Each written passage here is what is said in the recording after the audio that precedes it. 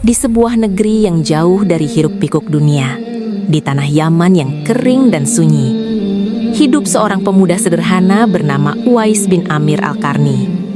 Ia tidak lahir dari keluarga bangsawan. Ia tidak dikenal oleh para pemuka kabilah.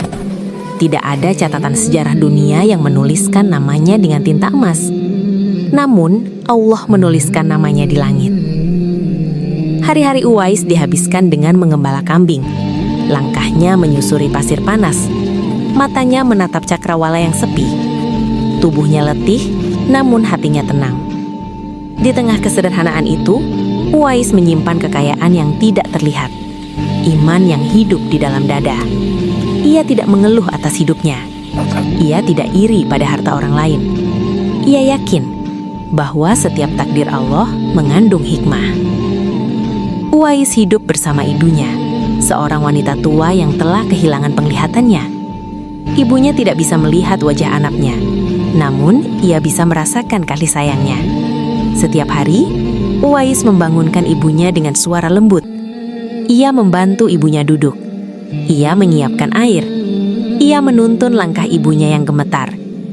Ketika ibunya merasa lelah, Uwais menahan lelahnya sendiri.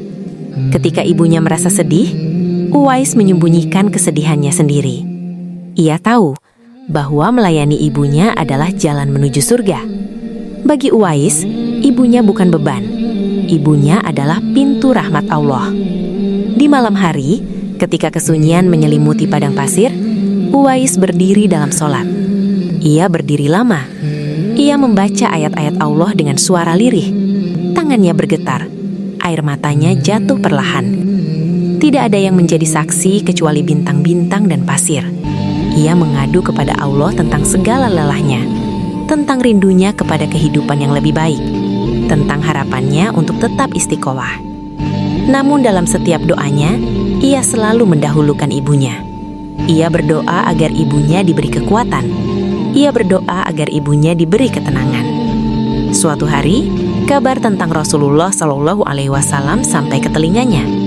Tentang seorang nabi yang membawa cahaya, tentang Islam yang menyebar, tentang Madinah yang menjadi pusat iman. Hati Uwais bergetar. Ia ingin melihat dengan mata kepala sendiri.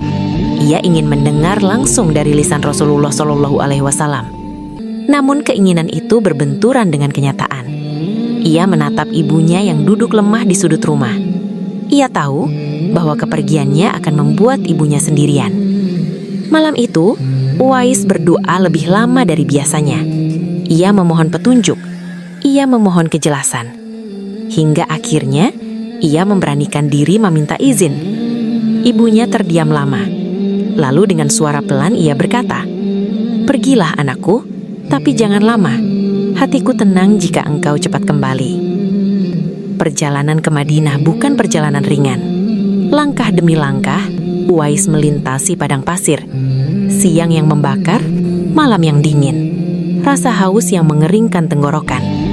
Namun semua itu ia hadapi dengan sabar. Dalam setiap langkahnya, ia membayangkan wajah Rasulullah. Ia membayangkan suara beliau. Ia membayangkan berada di majelis beliau. Namun ketika ia sampai, takdir kembali menguji. Rasulullah sedang tidak berada di rumah. Uwais berdiri lama. Tangannya bergetar. Hatinya berperang. Ia bisa menunggu. Ia bisa tinggal. Namun ia ingat pesan ibunya. Ia ingat janji yang telah ia ucapkan. Dengan berat hati, Uwais memilih pulang. Ia berjalan pergi, meninggalkan Madinah, tanpa pernah melihat Rasulullah. Pengorbanan yang hanya Allah yang tahu. Di Madinah, Rasulullah menyebut nama Uwais kepada para sahabat.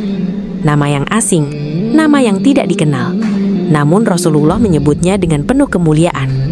Ia menyebutkan baktinya kepada ibunya. Ia menyebutkan keikhlasannya. Ia menyebutkan bahwa doanya dikabulkan. Para sahabat terdiam. Mereka menyadari bahwa kemuliaan tidak selalu tampak. Ada hamba-hamba Allah yang tersembunyi, namun dicintai olehnya. Sementara itu, Uwais tetap hidup dalam kesederhanaan. Ia kembali menggembala. Ia kembali menuntun ibunya. Ia kembali menahan lelah. Ia tidak tahu bahwa namanya disebut di majelis langit. Ia tidak tahu bahwa Rasulullah memujinya. Yang ia tahu hanyalah menjadi hamba yang taat dan anak yang berbakti. Kisah Uwais Al-Qarni mengajarkan kita bahwa dunia sering menilai dengan mata, sedangkan Allah menilai dengan hati. Manusia mengejar nama, manusia mengejar sorotan, namun Allah mencari keikhlasan. Uwais tidak terkenal, namun ia mulia. Uwais tidak kaya, namun ia berharga, karena ia menjaga satu hal, yaitu hati yang bersih dan bakti yang tulus. Semoga kisah ini menjadi cermin bagi kita, agar kita tidak meremehkan amal kecil, agar kita tidak menunda bakti kepada orang tua, agar kita tidak mencari pujian manusia. Karena siapa tahu, amal yang kecil di mata manusia justru besar di sisi Allah. Dan siapa tahu, di antara kita ada yang tidak dikenal di bumi, namun dikenal di langit.